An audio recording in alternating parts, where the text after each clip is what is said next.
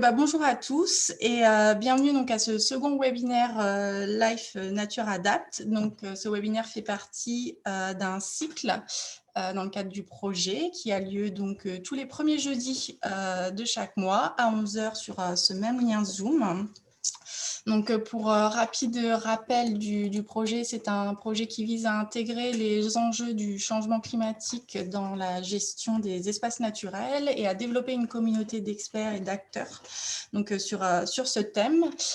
Si vous souhaitez plus d'informations sur les avancées et la réalisation du projet, vous pouvez revisionner la vidéo du premier webinaire qui est en ligne sur la plateforme du projet. Donc, on vous mettra tous les liens utiles en fin de webinaire. Et donc, aujourd'hui, le webinaire qu'on vous propose, c'est sur les mesures d'adaptation au changement climatique qui ont été recensées dans la littérature scientifique. Donc, ça va vous être présenté par Joseph Langridge du MNHN. Et le webinaire va se dérouler en 3 parties. Donc, tout d'abord, la présentation de Joseph. Et ensuite, on se répartira en petits sous-groupes pour une vingtaine de minutes pour une session de discussion et d'échange. Et on reviendra ensuite en grand groupe pour finaliser tout ça. Et on vous propose d'utiliser un outil, donc Mentimeter. Donc, je vais vous mettre le lien dans le chat avec un code. Et en fait, ça vous amène sur l'interface pour pouvoir poser toutes vos questions. Et en plus, vous pouvez liker celles que vous souhaitez qu'on aborde ensuite par la suite du webinaire. Donc, voilà pour le déroulé de ce webinaire. Donc, maintenant, je te passe la parole, Joseph, pour ta présentation. OK, merci Laetitia. Bonjour à tout le monde. Donc, voilà, comme Laetitia a dit, moi c'est Joseph Langridge, je suis de nationalité britannique et en fait, je travaille à l'EMS Patrinet depuis 2 ans, notamment sur les revues systématiques et le changement climatique. Donc, aujourd'hui, je vais vous présenter 2 typologies, en fait, des mesures d'adaptation au changement climatique et vous faire quelques rappels sur ce que c'est la méthode des revues systématiques. Je vais aller assez vite parfois, mais j'ai quand même mis pas mal d'infos sur les diapos. Donc, pour ceux qui souhaitent aller regarder les diapos après ce webinaire, voilà, il y aura des informations à lire. Donc, les revues systématiques, c'est pour qui et c'est pourquoi. Aujourd'hui, dans le contexte de la crise de la biodiversité actuelle, il y a un fort besoin en fait d'un transfert de connaissances scientifiques vers les acteurs opérationnels. Il y a vraiment une nécessité en fait de prendre des décisions stratégiques et au niveau de l'action. Et donc, ces décisions doivent être reposées en fait sur les connaissances scientifiques qui sont publiées dans les articles. Par contre, aujourd'hui, pour les acteurs opérationnels, c'est parfois un peu compliqué en fait de s'en servir de tous ces travaux scientifiques qui est très très divers. Et bon, pour cela, il y a plusieurs raisons en fait. Parfois, il peut y avoir une barrière de la langue, il manque d'abonnement, bien sûr, donc on n'a pas tous accès à toutes ces infos scientifiques. Et donc, il y a quand même un besoin aujourd'hui de faire et de réaliser en fait des synthèses bibliographiques par un tiers. Alors, donc il existe des méthodes de synthèse très robustes et transparentes. En fait, pour vous donner un petit historique, la méthode est issue du domaine médical à la base et est destinée à objectiver la prise de décision, notamment pour les traitements médicaux. Par contre, de plus en plus, on voit ces méthodes de vue systématique dans le domaine de l'écologie et de la sociologie. Pour l'écologie, il y a une association référente, ça s'appelle le Collaboration for Environmental Evidence. Et en fait, pour publier dans ce journal, ils ont développé toute une gamme de lignes directrices pour réaliser en fait ces genres de synthèse bibliographique. Pour une rapide information, il y a 6 étapes principales. Je ne vais pas rentrer trop en détail, mais globalement, une première étape est bien sûr définir la question. Un deuxième est de faire une recherche exhaustive d'articles scientifiques avec des choix, des mots-clés. Après, une sélection d'études qui comprend en fait plusieurs étapes de tri de la littérature scientifique. Et en fait, ce tri de la littérature va permettre en fait à arriver à les étapes 5 et 6, ce qui est vraiment la synthèse des données et l'interprétation des résultats. Donc aujourd'hui, il y a deux typologies que je vais présenter. Le premier, en fait, est apparu en 2009 par Ella et Zavaleta.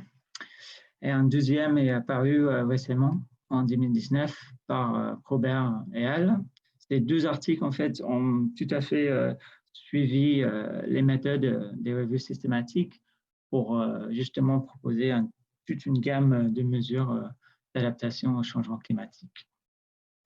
Donc, les objectifs étaient plus ou moins la même chose, évaluer la littérature scientifique qui traite spécifiquement des questions sur la gestion de la biodiversité et l'adaptation au changement climatique, et bien sûr proposer une typologie des options qui peuvent justement aider la biodiversité et les écosystèmes à mieux résister et à s'adapter au changement climatique qui sont prévus.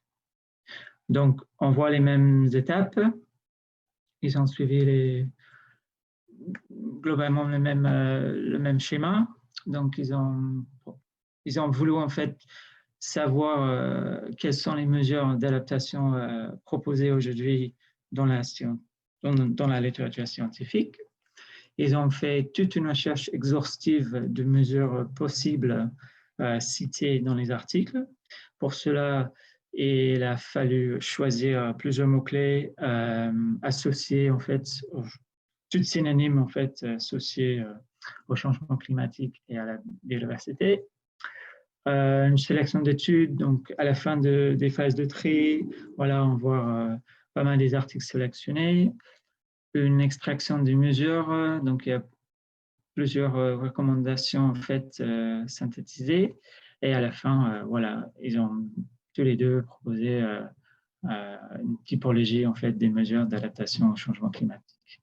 Donc maintenant, je vais vous présenter un petit peu là-dessus. Donc, justement, alors, du coup, pour ces deux articles, même s'il y a plusieurs catégories de mesures d'adaptation au changement climatique, globalement, ils ont regroupé toutes les mesures citées dans deux grands types, dans deux groupes de mesures. Un premier type de mesures est celui qu'on appelle les stratégies dites sans regret. Alors, ce terme, ça vient du monde anglophone, mais ce que ça veut dire globalement, c'est que si on met en œuvre ces mesures, on n'aura pas de regrets, même si ça ne marche pas dans un contexte de changement climatique. Alors, qu'est-ce que ça veut dire en fait? C'est que, quel que soit le contexte climatique, c'est des mesures intéressantes à mettre en place. On peut prendre justement les corridors écologiques comme un exemple phare de ce type de mesures. Au contexte climatique, les corridors écologiques restent une mesure fondamentale pour la conservation de la biodiversité parce qu'un paysage mieux connecté va assurer une meilleure dispersion des espèces à travers le paysage et aussi assurer donc un certain flux de gènes. Dans un contexte climatique, qu'on constate une remontée des espèces vers les latitudes plus au nord et vers les altitudes plus importantes, on peut supposer qu'un paysage mieux connecté va faciliter en fait ce changement de distribution des espèces, et notamment pour les espèces moins mobiles. Voilà, les corridors écologiques vont faciliter justement le changement d'aire de répartition. Un deuxième groupe de mesures sont des stratégies dites proactives. Et ce sont des mesures qui identifient clairement une intervention plus forte de la part de l'homme. Et par exemple, un peu dans le même schéma, en fait, pour justement faciliter une dispersion, si en fait la connectivité du paysage est moindre, eh bien, une stratégie plus proactive est celui de la translocation pour vraiment manuellement déplacer les espèces vers les habitats plus propices.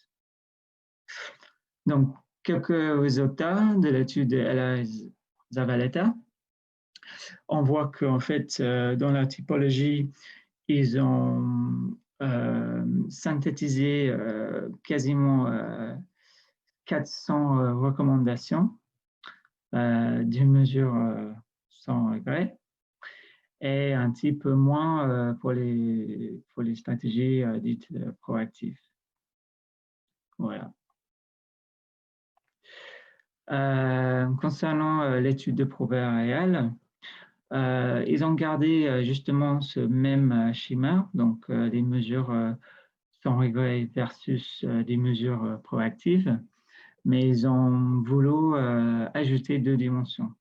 Une dimension qui des mesures en fait qui sont mises en place pour améliorer la capacité d'adaptation des espèces et des milieux. Et ceci en fait désigne les stratégies et les initiatives et les mesures visant à réduire la vulnérabilité des systèmes naturels. Et une deuxième dimension, c'est éviter et limiter les impacts sur le fonctionnement des écosystèmes. Et ce dernier, justement, ça correspond plus ou moins à la politique ERC en France. Donc, c'est vraiment une prise en compte de l'environnement le plus tôt possible et des mesures qui vraiment évitent les impacts tous les bords. Donc, maintenant, je vais vous faire un petit récapitulatif en fait des mesures proposées dans les deux typologies des probariales, les Ella et Zavaleta. Je vous propose un top 10. Donc, je ne vais pas trop rentrer en détail sur tous les 10, mais voilà. C'est une idée, un snapshot pour vous, pour voir quelles sont les mesures les plus proposées. Eh bien, on voit que, en fait, les deux auteurs, ils ont trouvé que favoriser la connectivité écologique et augmenter la connectivité du paysage est vraiment la mesure d'adaptation au changement climatique largement le plus cité dans la littérature scientifique. Un petit peu dans le même sens, pour assister à la dispersion vers les habitats adaptés, on voit aussi des mesures proactives qui sont bien citées aussi également, notamment la migration assistée. C'est l'exemple que je viens de donner. S'il n'y a plus de possibilités pour les espèces à atteindre et à s'établir dans les milieux propices, eh bien, la migration assistée, c'est quelque chose qui est proposé aujourd'hui. C'est une mesure à prendre en considération lorsqu'il est vraiment probable que la dispersion naturelle est fortement limitée. Ensuite, favoriser la disponibilité d'habitats et protéger les vastes zones, voire augmenter la taille des réserves. Ce sont des mesures, encore une fois, sans regret, qui sont souvent proposées dans la littérature scientifique. Ensuite, on voit encore des mesures proactives. Donc, à partir des typologies de Probert et al., en fait, on constate encore la translocation est proposée, mais dans d'autres contextes. Donc, cette mesure-là pour réduire la perte de fonctionnalité et fonctionnement des écosystèmes, on propose l'introduction fonctionnelle des espèces. Alors, ça vient dans un contexte de rewilding, encore en termes anglophones. Et en fait, quand est-ce que cette mesure est proposée? C'est proposé lorsqu'une espèce locale ne pourra plus assurer en fait le fonctionnement d'un habitat donné. C'est-à-dire, une fois qu'une espèce est atteinte, il peut être envisagé de choisir une autre nouvelle espèce, entre guillemets, qui pourrait la remplacer et qui serait capable en fait, de maintenir la même fonction écologique. Donc, ensuite, atténuer les facteurs de stress non climatiques. Ce sont des mesures souvent proposées. Alors, c'est des mesures sans regret, parce que pas forcément, donc, quel que soit le contexte climatique, ce sont des mesures très intéressantes et fondamentales en fait, à mettre en place. Ensuite, réduire la perte des fonctionnalités, encore dans ce schéma, mais Paubert et al. Ils proposent le renforcement des espèces. Donc, le troisième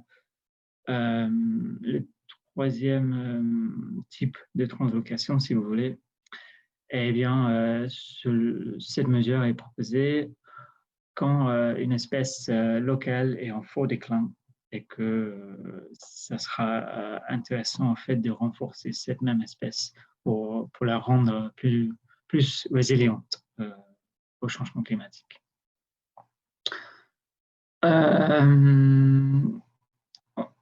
Voilà, pour finir le top 10, on revoit encore cette idée d'augmenter la taille des réserves. Si ça, c'est pas possible, les élevateurs, ils proposent en fait de créer et gérer des zones de tampons autour des réserves. Encore une mesure proactive proposée dans la typologie de Paubert, et ça, c'est vraiment des interventions très fortes en fait de la part de l'homme.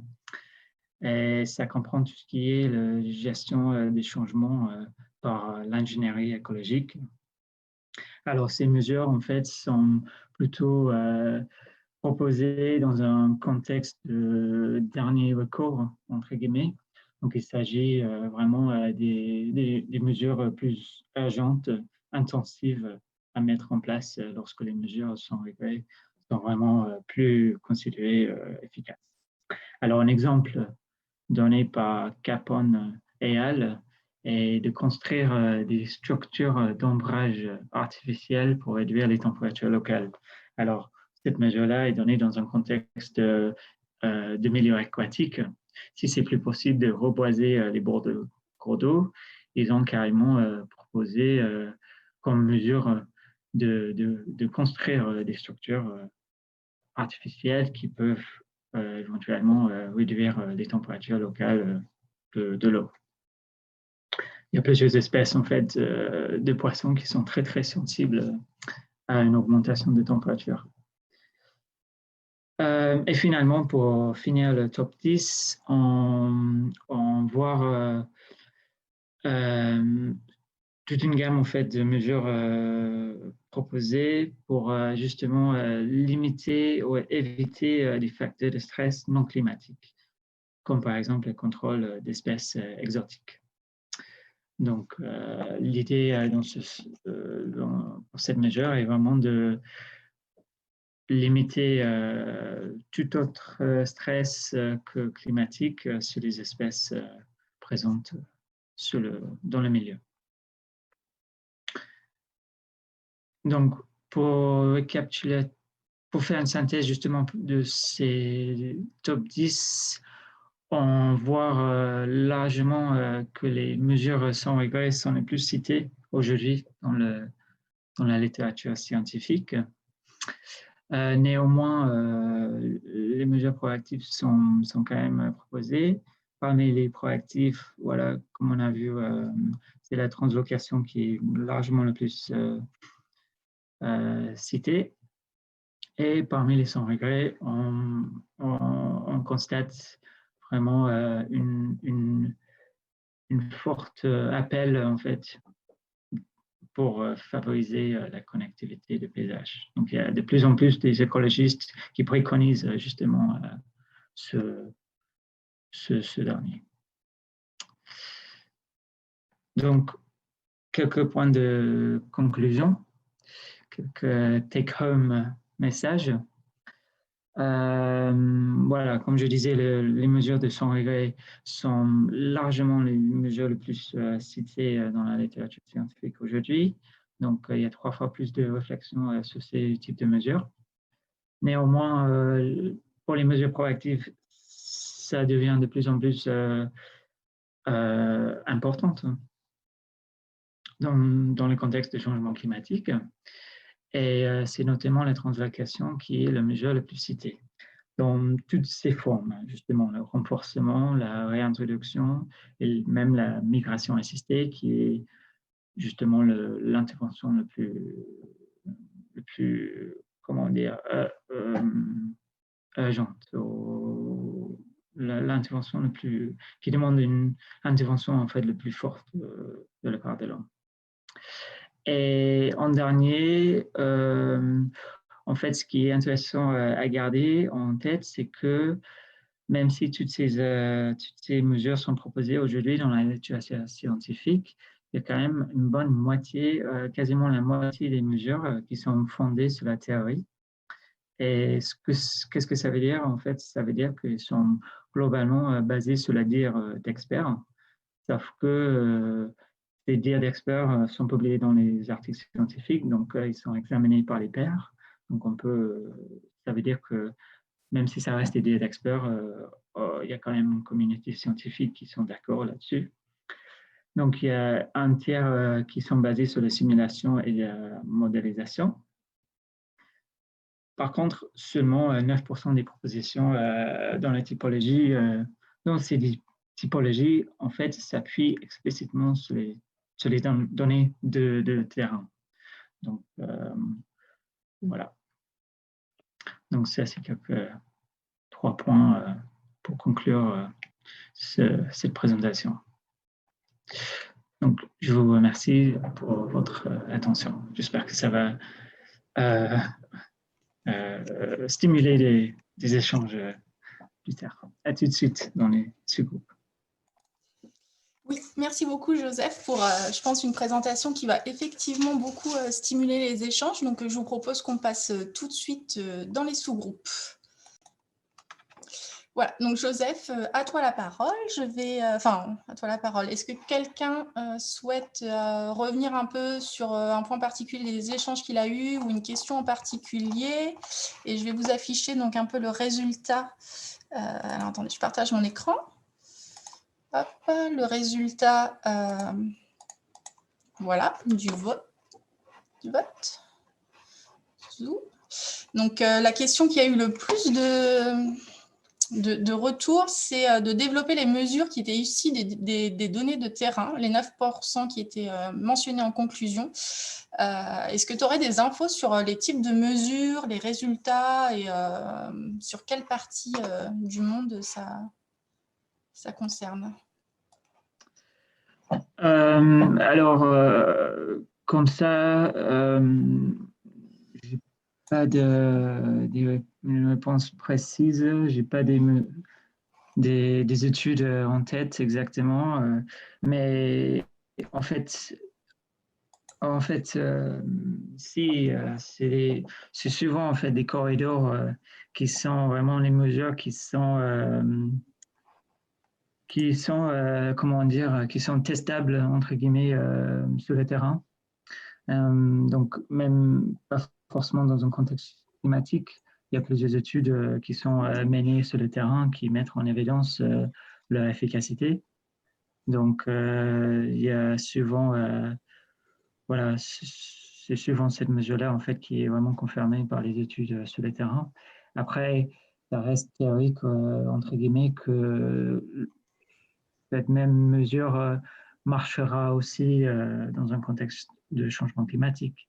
Mais bon, le fait que ça soit mis en évidence par les études sur le terrain, que les corridors aident le déplacement des espèces d'un habitat vers un autre, il n'y a pas de raison que ça ne marchera pas dans un contexte climatique si les espèces se déplacent en fonction de changements de température locale, etc.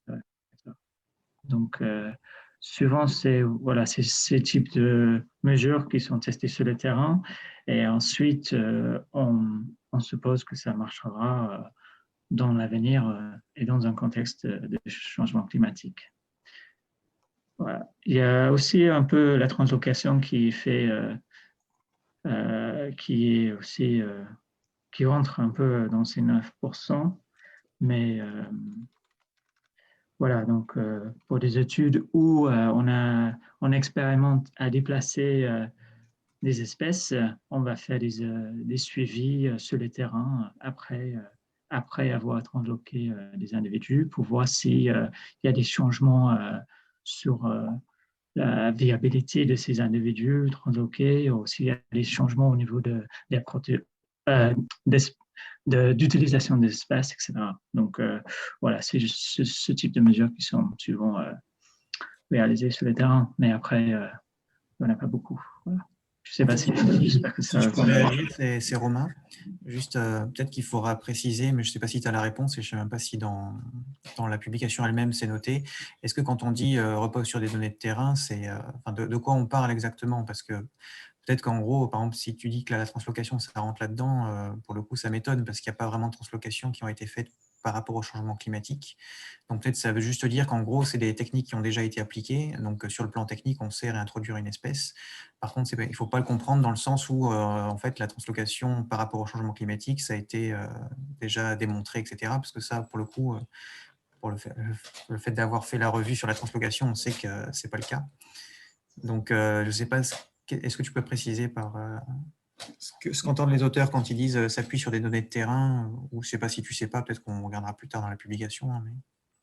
Non, c'est tout à fait ce que tu dis, Romain. C'est plutôt pas dans un sens technique que Ouais. voilà, on sait que ça marche et ensuite c'est proposé comme mesure de changement climatique. Voilà. Okay. Exactement.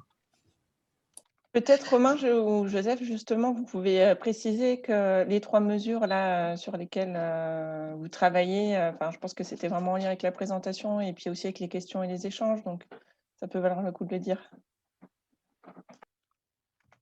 Oui, du coup, on travaille sur trois mesures d'adaptation au changement climatique et ces 3 mesures font l'objet des revues systématiques. Donc, c'est les corridors écologiques, la translocation et la naturalité. Donc, pour les corridors, on essaie de mettre en évidence l'efficacité de ce type de mesures. Donc, pour faire cela, on a posé la question, est-ce que la présence d'habitats linéaires dans le paysage augmente la richesse spécifique des vertébrés terrestres? Justement, on vient de soumettre cet article et en fait, l'avis est plutôt partagé dans la littérature scientifique. Sur la translocation, on essaie en fait de justement recenser de façon exhaustive toute translocation qui existe dans un contexte d'aire protégée. Donc, on essaie de collecter en fait toute étude de translocation vers un aire protégée, depuis les aires protégées et au sein d'une même aire protégée pour avoir une image plutôt globale de ce qui se passe à travers le monde. Et le 3e sujet, c'est la naturalité. En fait, pour la naturalité, on essaie en fait de mettre en évidence si la non-gestion forestière peut justement accueillir une meilleure une biodiversité plus importante par rapport à des forêts gérées. Et une question justement pour ce sujet est aussi de mettre en évidence l'impact de l'arrêt de gestion. S'il y a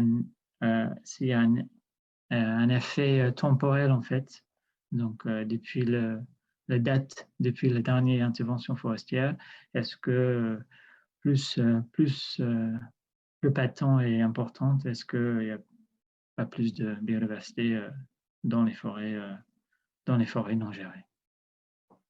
Donc ça, c'est les 3 sujets. Et justement, ils vont faire l'objet aussi des webinaires. Donc aujourd'hui, c'est une présentation très large sur tout type de mesures. Et après, il y aura des webinaires plus spécifiques sur les 3 sujets. Voilà. Est-ce que quelqu'un souhaite s'exprimer ou poser une question à Joseph?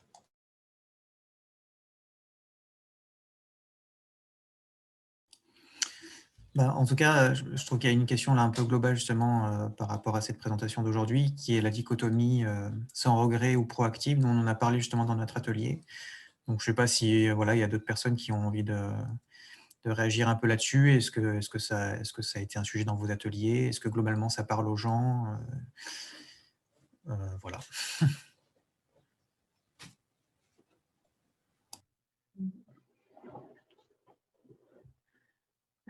Moi, peut-être, pardon, bonjour, j'aurais bien aimé savoir si, à votre connaissance, il y a certains types d'aires protégées qui sont plus dans des démarches d'adaptation type sans regret ou versus proactif. Enfin, est-ce que vous avez déjà réussi à identifier des tendances, en fait? Merci. La réponse simple, c'est non.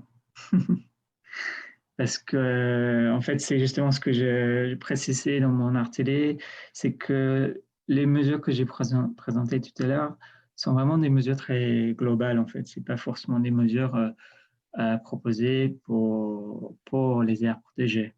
Donc, nous, aujourd'hui, en tout cas, dans le travail que j'ai mené, non, j'ai pas trop de connaissances, en fait, sur les réserves spécifiques qui mettent en place telle ou telle mesure plus qu'une autre. Ok, merci beaucoup.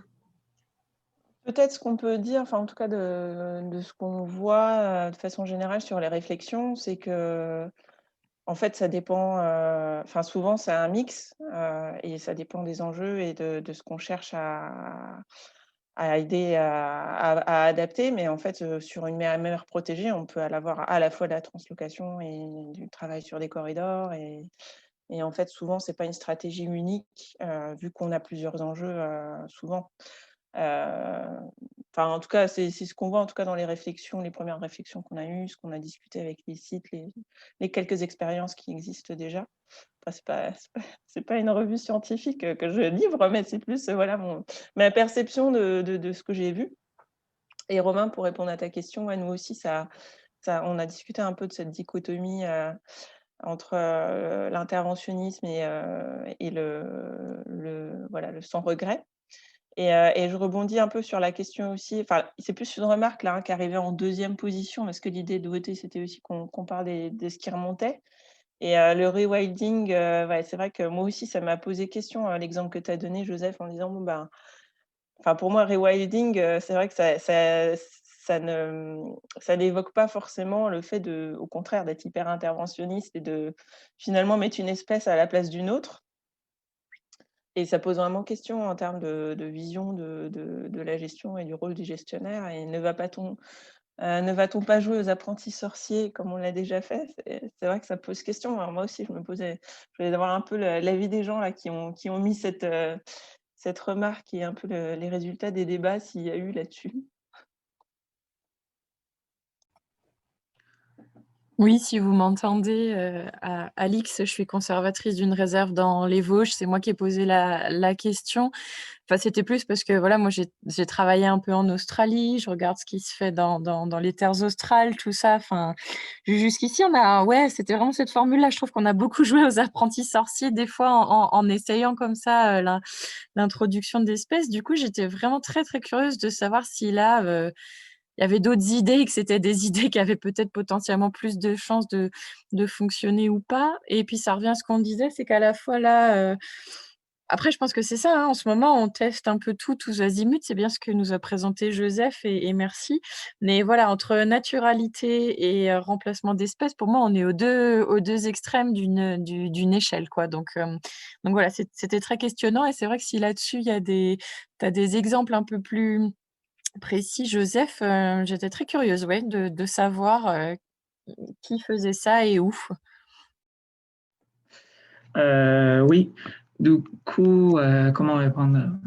Alors, oui, c'est vrai que le terme, en fait, le terme rewilding, il y a quand même beaucoup de connotations attachées à ce mot. Et en fait, même dans la littérature scientifique, il n'y a pas vraiment une définition précise de ce terme. Donc, on se retrouve suivant le rewilding dans plusieurs contextes. Certes, le rewilding à la base, c'est peut-être plus lié à la naturalité, donc de laisser faire.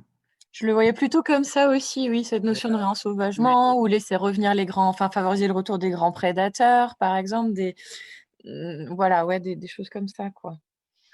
Voilà, donc après, justement ça, donc le rewilding, c'est aussi proposé dans un contexte de translocation. Donc, il y a des prédateurs, des grands prédateurs qui sont éteints, des espèces qui sont éteintes, on commence à les réintroduire pour réétablir en fait des certaines interactions trophiques dans, dans les milieux donnés. Donc, je pense à l'exemple phare qui s'est passé dans le parc national de Yellowstone aux États-Unis. C'était vraiment dans un, comment dire, dans un esprit de rewilding, en fait, de réintroduire des fonctionnements écologiques qui ont été perdus depuis des siècles et des siècles. Le fait qu'il manquait des prédateurs pour naturellement contrôler des effectifs d'herbivores.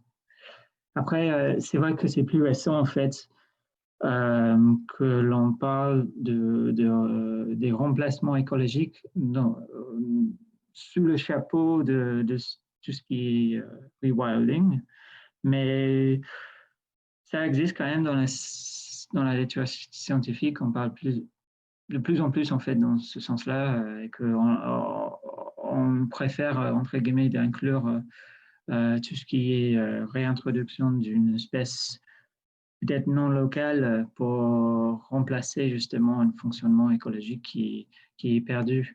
Alors, c'est vrai que ce que vous avez marqué dans votre question, c'est vraiment des exemples insulaires. Hein. Il y a un exemple phare, c'est ce qui se passe dans les Seychelles. On a réintroduit des espèces de grandes tortues qui sont en fait des sous-espèces. Donc, c'est pas tout à fait une espèce complètement différente, c'est des sous-espèces qui remplaçaient une espèce qui est atteinte depuis une dizaine de siècles, enfin pas siècles, siècles. Voilà, donc ça c'est un exemple d'un remplacement écologique et qui est de plus en plus compris dans l'idée en fait autour de rewilding. Mais en fait, c'est vraiment c'est la limite en fait de ce choix de mots. Il y a beaucoup de connotations attachées à ce mot et ça peut comprendre beaucoup de choses. Donc, il y a énormément des revues et discussion papers sur ce sujet qui, qui essaie de... Parce que même la communauté scientifique, c'est pas forcément d'accord sur ce que c'est exactement le rewilding, parce qu'il y a plusieurs de plusieurs façons, en fait.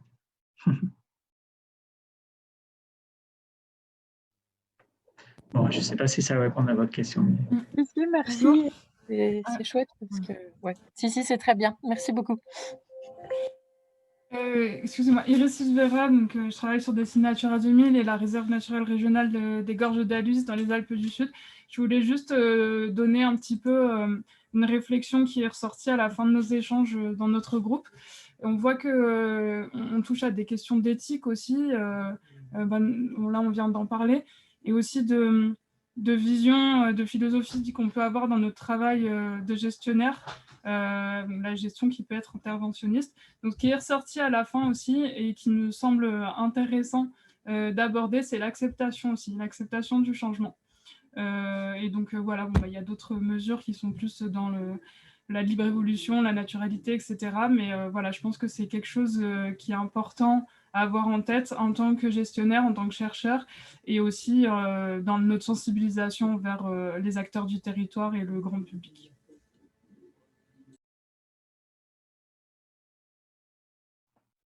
Oui, ok, je suis tout à fait d'accord avec votre remarque. Je ne sais pas s'il y a forcément une question là-dedans, mais en tout cas, nous, on a changé aussi plus ou moins dans ce sens, en fait, dans notre atelier aussi. Ce qu'il faut savoir, c'est que les mesures qui sont proposées dans la littérature scientifique sont des mesures pures et simples. Et en fait, dans ces typologies, ils ne donnent pas forcément des pistes pour aller les vraiment mettre en place. Donc, c'est comme je disais en fait dans ma conclusion, c'est plutôt, ça vient plutôt des dires d'experts, mais après ces dires d'experts, pour mettre en place telle ou telle mesure, c'est très spécifique au pays concerné, les politiques d'un pays donné.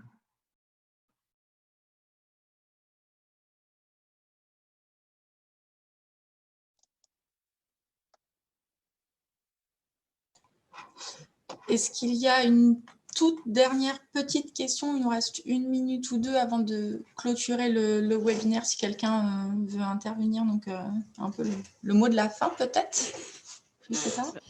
Moi, je me disais que ce qui complique un peu tout ça, c'est qu'on voit bien qu'il y a une question de choix, quoi. Qu'est-ce qu'on veut? Est-ce qu'on veut agir absolument ou limiter l'impact des changements globaux, et pourquoi? Enfin, moi, je pense qu'il y a vraiment une question de choix porté par la société ou par les gestionnaires que nous sommes, quoi. Est-ce qu'on accepte du coup le changement et on laisse faire? Ou est-ce qu'on veut agir et pourquoi? Enfin, donc moi je bosse à l'ONF, donc c'est plus facile parce que je sais pourquoi certains, enfin pourquoi globalement les forestiers veulent agir. C'est parce qu'ils veulent conserver comment dire? La production de bois, et donc voilà, là c'est facile, on a un objectif qui est clair à comprendre, c'est continuer à avoir du bois et à pouvoir produire du bois. Mais dans certains cas, pour des gestionnaires d'aires naturelles, je pense que c'est plus compliqué, quoi.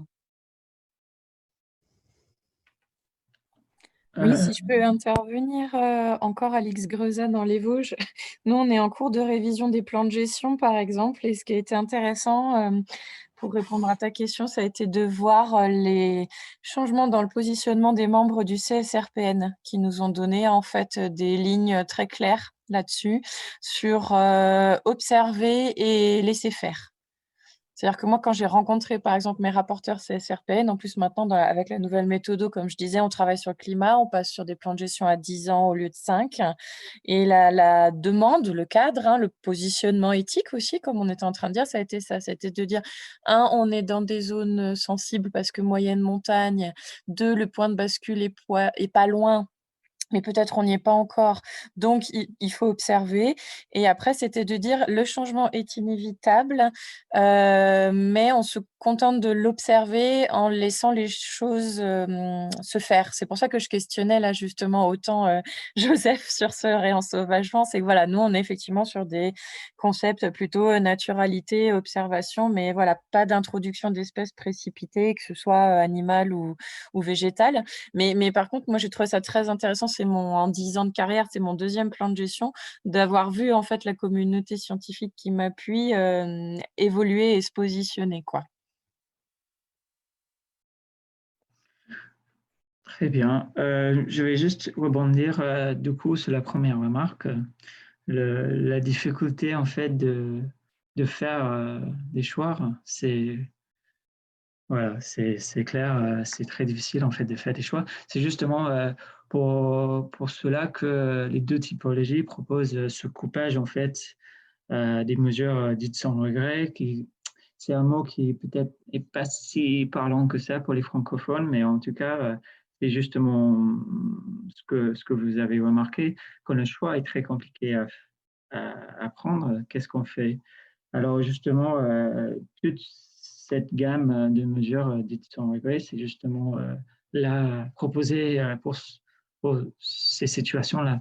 Parce que même si le choix est difficile à faire, ça reste des mesures très intéressantes à mettre en place et que, entre guillemets, il n'y aura pas de regrets si ça ne marchera pas dans un contexte climatique. Après, c'est vrai que c'est très compliqué pour les mesures plus interventionnistes de faire un choix parce que ça demande, par exemple, pour la translocation, ça demande je pense, c'est pas juste une seule réserve qui peut prendre cette décision. Ça demande vraiment comment dire, une communication à l'échelle peut-être régionale, nationale, une collaboration en fait assez importante. C'est pas juste une seule réserve qui puisse prendre ce genre de décision. Voilà, c'est juste une remarque là-dessus.